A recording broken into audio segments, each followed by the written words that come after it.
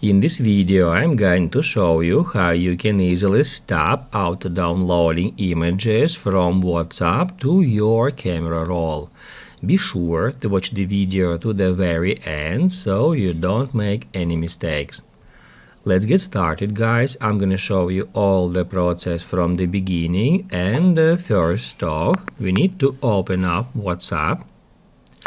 Then let's say you would like to turn off auto-downloading images for a particular conversation or group. I'm gonna enter that group. Then I'm gonna tap right here at the very top at group's name. In here we are looking for Save to Camera Roll.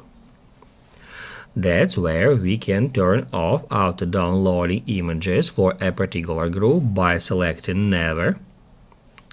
However, if you would like to turn this feature off for all the conversation, you can easily do so.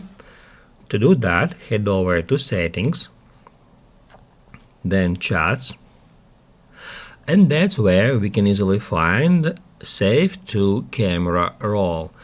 When this feature turned on, it will automatically save photos and videos you receive to your phone's camera roll.